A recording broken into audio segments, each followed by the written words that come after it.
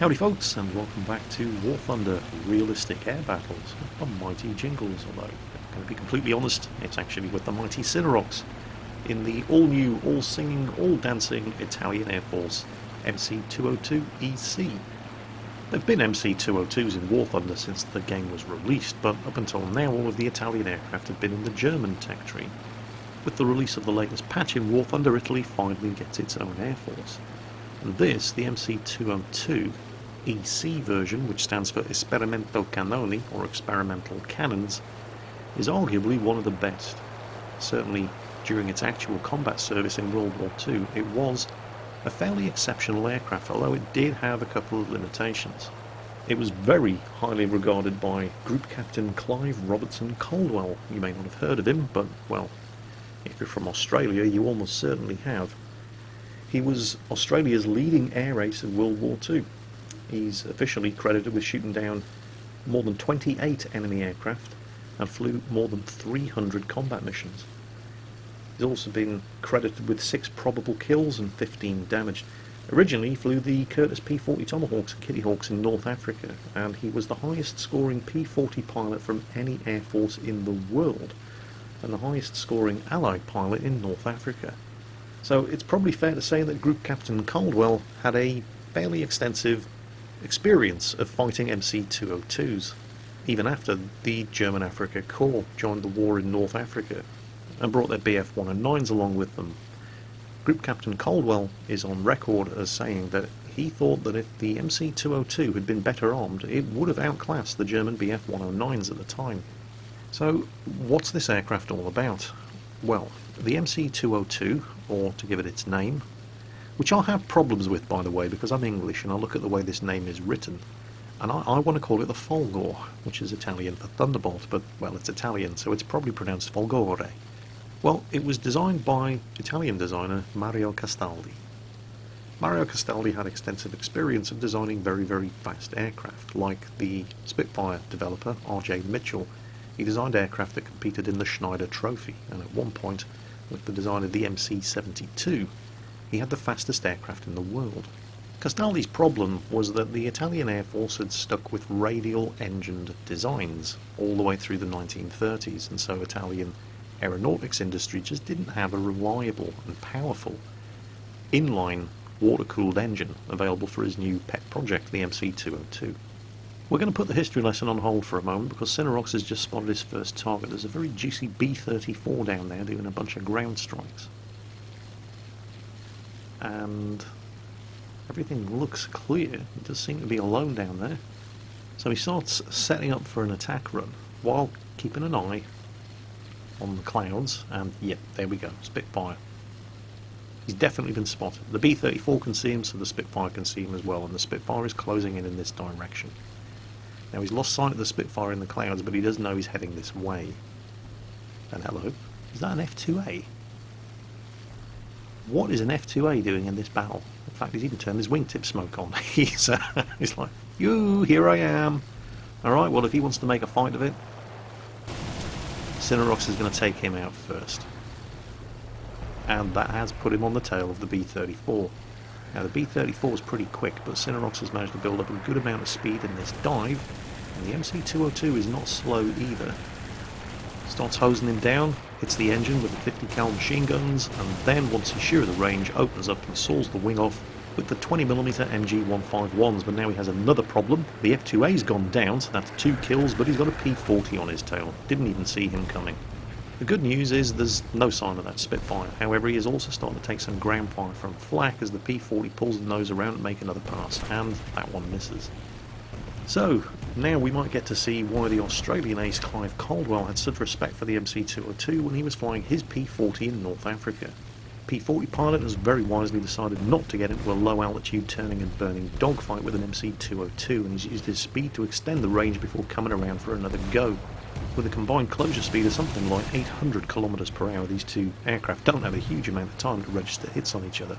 But while Cinerox has only taken minor damage to his wings and tail assembly, that P-40 up there is taking critical damage to his control surfaces, which is going to make his aircraft a little clumsy here as he puts it into a flat scissors in an attempt to make Cinerox overshoot and get him in front of his guns. But Cinerox is nursing throttle, He's managing his own airspeed. He's never going to overshoot this guy. The P-40 is getting pretty desperate now. He's doing absolutely everything he can, but Cinerox is very comfortably lodged in on his tail, and that final burst of fire from the twin 20mm MG151s just sawed both of his wings off and claimed his third kill. Now, Cinerox can't have an awful lot of ammunition left at this point. Don't forget it's realistic battle, so there are no reloads in mid-air. And while he hasn't taken any critical damage, his engine is not performing at full spec. So, in light of the fact that he could probably use an ammunition resupply as well, he expends some of his remaining ammunition, grabbing a cheeky ground kill on an armoured car there, and then hugs the ground and heads back to the airstrip in order to land, repair, and rearm. So, while he's doing that, back to the design and history of the MC202. Mario Castaldi, as we mentioned, was having problems getting a reliable water-cooled inline engine as opposed to a radial engine for his brand new MC202. And it was going to take years for Italian industry to develop something suitable, so he just did what anybody would have done and borrowed one from the Germans. In this case, the very successful Daimler-Benz 601, which was used in the BF109, as well as the BF110, was even exported and made under license in Japan by Kawasaki, where it powered the Ki-61 Japanese fighter.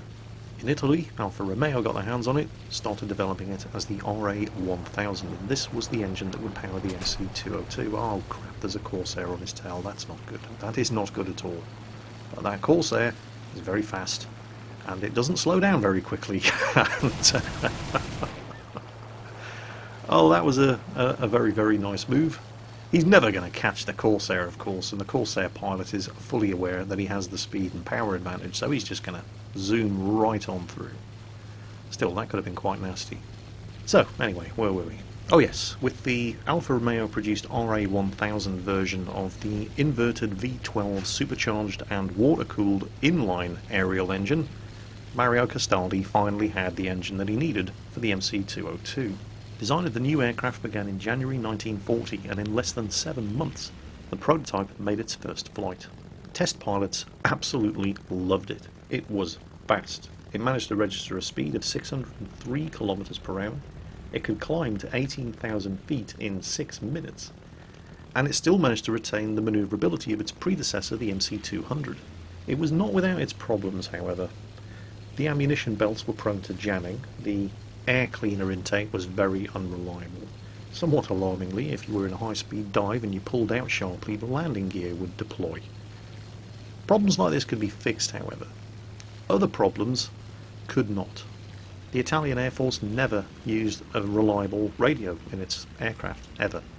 Often, the only way a pilot could communicate with a pilot on his wing was by using hand signals or waggling his wings. And speaking of waggling his wings, what the hell is Cinerox doing here? That's a very unorthodox manoeuvre to bleed off some airspeed, but hey, if it works, who am I to judge? Flaps down, gear down, there's the landing strip. He's not going to put it right down on the ground just yet, however, because that is an anti-aircraft gun emplacement just ahead of him. So he's going to skip over that. There it is. And now he's going to put it down.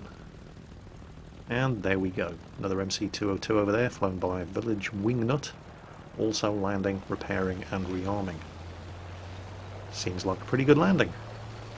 But it was only a matter of time. It's only a matter of time before you get a Jingles landing when I come back to War Thunder. Only this time it wasn't me.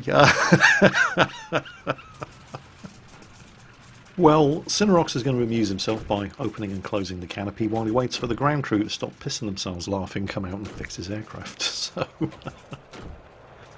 So, anyway, Castaldi had his engine, and it was good, and it was fast, and the airframe was also strong. In fact, in some cases the airframe was a little too strong and the engine was a little too fast, because the fact that the airframe was strong enough to stand up to the pressures exerted by a very high-speed dive, of course, meant that pilots would put the thing into high-speed dives, and this was the first time Italian pilots were at the controls of an aircraft that was capable of going so fast in a dive that it would actually begin to encounter compressibility problems.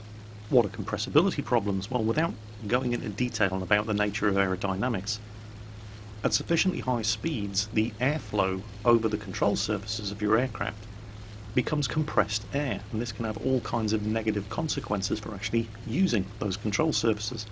It probably goes without saying that when you're in a high-speed dive and you want to pull up in time, that is the last moment when you want to be encountering problems with your control surfaces.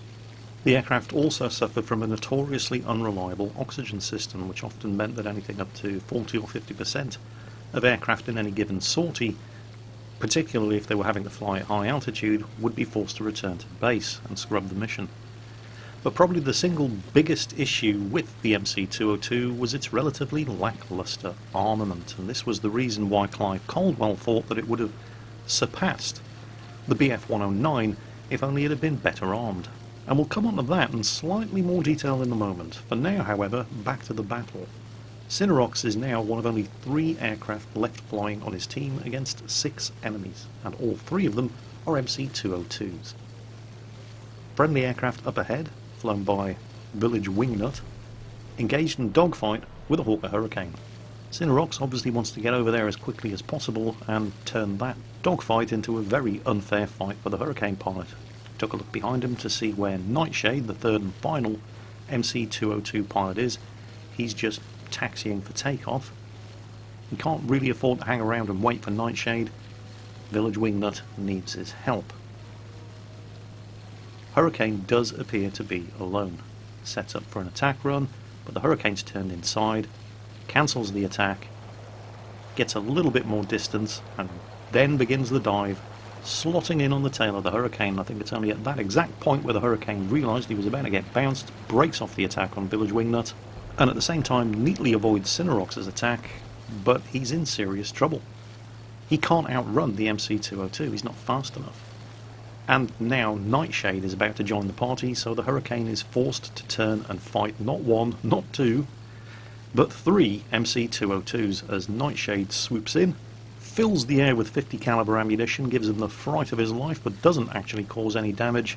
Hurricane pulls up to avoid Nightshade and finds Cinerox filling his windshield. And those 20mm MG-151s finish the job and award Cinerox with his 5th kill. Hang on a minute.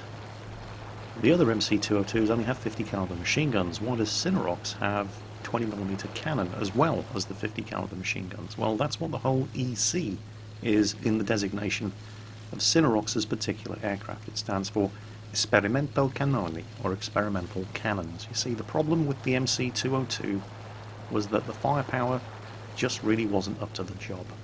The standard armament on this aircraft were twin 50 caliber or 12.7mm machine guns. They were basically Italian copies of old Marduce, the American Browning M2 50 cal.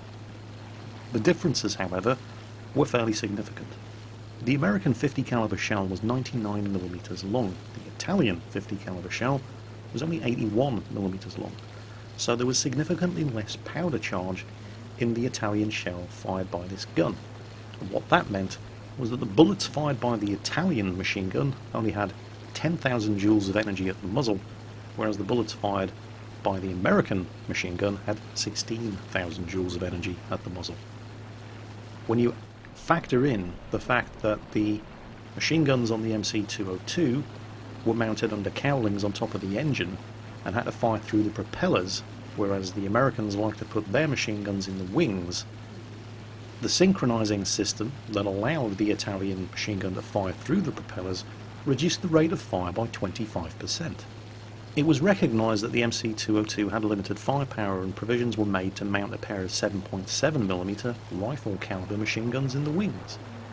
But 7.7mm rifle caliber machine guns, especially when you only have 2 of them, are next to useless.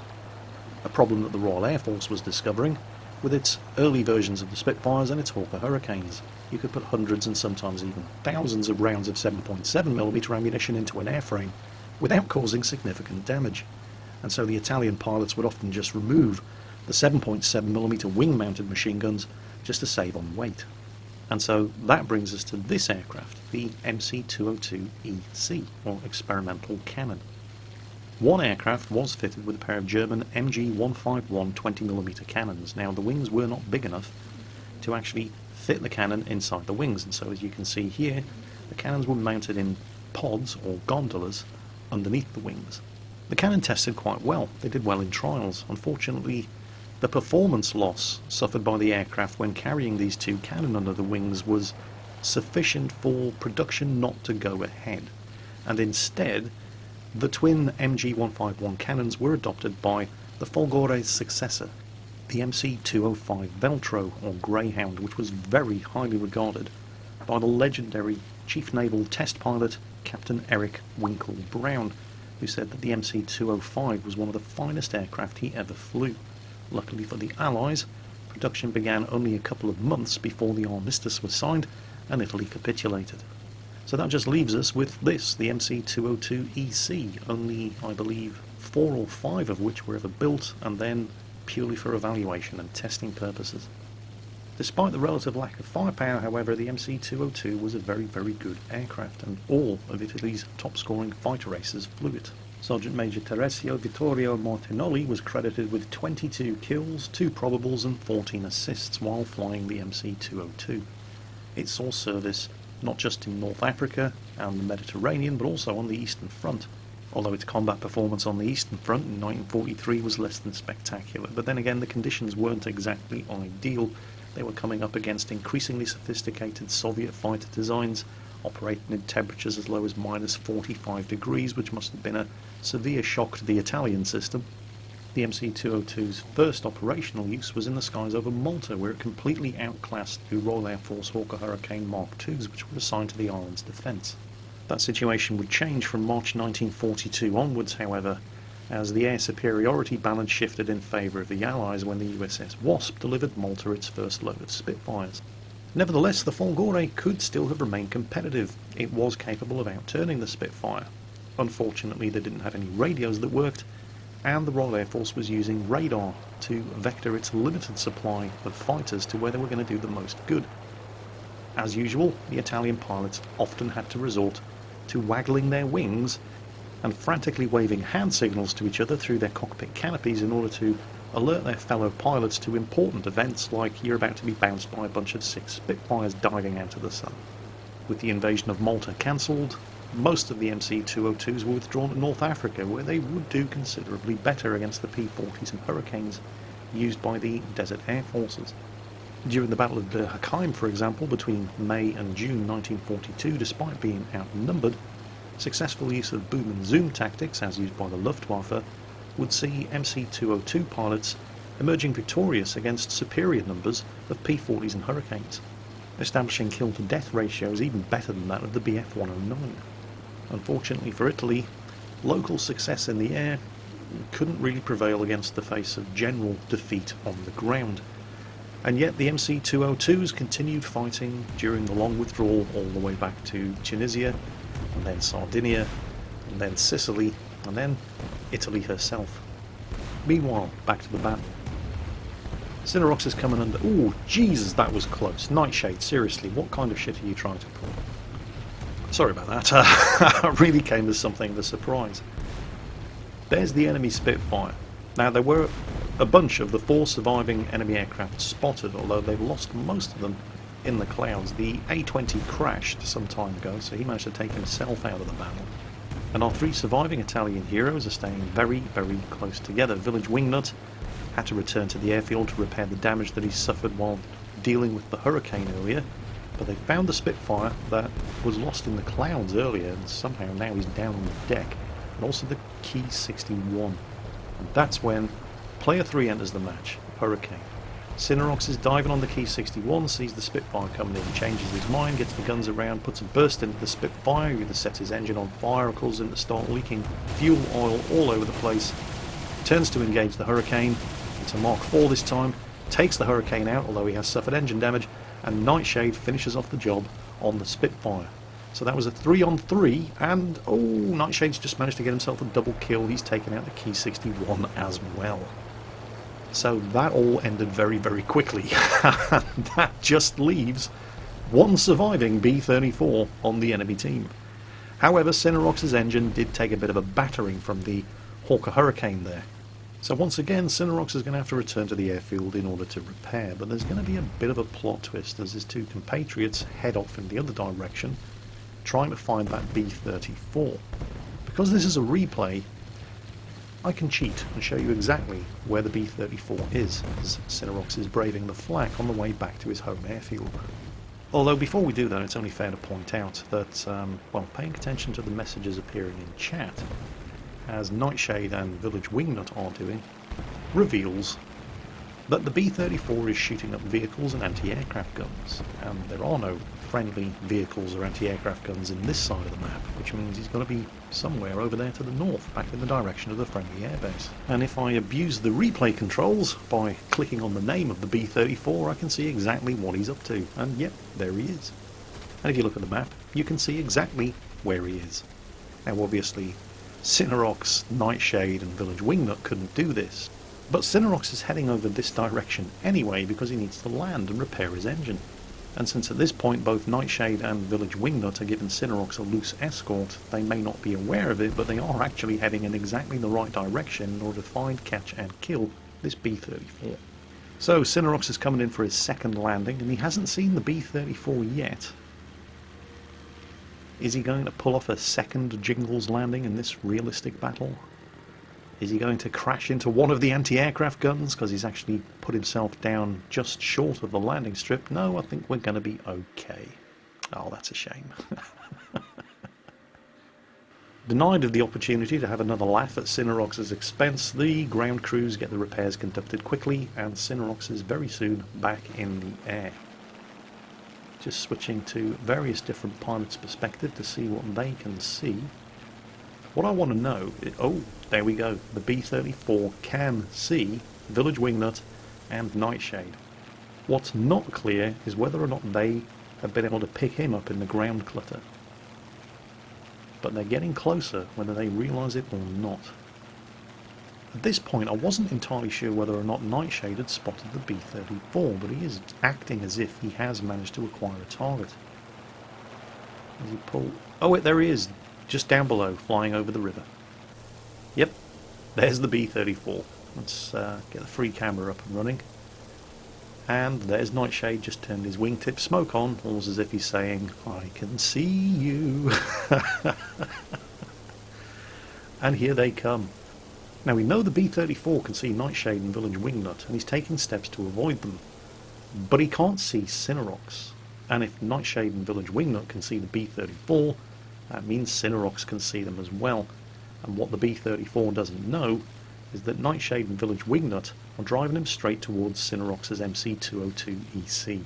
Now as he turns in for the approach, what Cinerox does not know here is that B-34 is out of nose machine gun ammunition, and so this is a completely safe head-on pass. However, while he might be out of nose machine gun ammunition, that dorsal machine gun turret on the top is completely capable of firing back at him. Now, Cinerox has obviously lost a lot of speed when he pulled that split S in order to get back on the tail of the B-34. But that's given him the height advantage, and he can of course trade the altitude for more speed as he continues the pursuit. Also, Nightshade and Village Wingnut are doing the same thing as they're approaching also from the rear and at altitude, although Village Wingnut is considerably further away, so for now this party is limited to just O.J. Simpson over there, the remarkably aptly named B-34 Lexington pilot who's desperately trying to escape pursuit from the authorities, in the shape of Nightshade and Cinerox. And what Cinerox is doing here is, well, two things really. He's sacrificed a little bit more altitude to get a little bit more speed, and he's also hoping to get underneath the firing arc of the dorsal 50 caliber turret mounted on the top of that B-34 Lexington, but he's far enough away, and he's not that much lower, that the B-34 is able to keep him in the sights of that 50 caliber machine gun turret. And of course, the harder the evasive manoeuvres that he pulls to avoid that fire from the turret, the slower the rate of closure, but he's just about close enough to risk some shots with his own twin cowling mounted 50 caliber machine guns, and he has scored some hits. He's damaged the rudder, he's damaged the left wing, he's saving the 20mm until he gets a little bit closer, and the B-34 has just started to reload that 50 caliber machine gun turret. He's reloaded, he's returning fire, it's not particularly effective, and Cinerox is holding his fire until he gets closer. Nightshade swoops in and loads a long burst from his 50 cal machine guns, does not appear to do any damage. Cinerox is closer still, unloads with everything he's got, Damage to the right wing, damage to the left wing, damage to the ailerons, but the return fire from that 50 caliber machine gun turret is proving to be increasingly accurate. He's taken all kinds of damage, he's continuing to take the damage, but it doesn't matter, he's done it, he's knocked him out of... Has he? No, wait, he's still flying! Unbelievable the amount of damage this B-34 Lexington is absorbing. I'm seeing entire sections of aircraft falling off here. He's lost his flaps, he's lost most of his tail. How is that thing still flying? It looks like Cinerox is down with his 50 caliber machine guns, and surely that guy's going to go into the ground. He starts lighting them up again, and then Nightshade comes in at the last second, fires one burst, and is credited with the kill. Well, isn't that just typical? I mean, still, that's 5 kills for Cinerox, and 4 for Nightshade in realistic battle. They shot down every enemy aircraft that was shot down. 9 kills between the two of them. There were obviously more than that on the enemy team, but several of the enemy were either taken down by flak or managed to crash the aircraft themselves. But we're not done with the drama, because in a plot twist, Cinerox manages to pull off yet another Jingles landing while showing off at the end of this battle. Spectacular game in a beautiful aircraft. I hope you guys enjoyed this video, and as always, take care, and I'll catch you next time.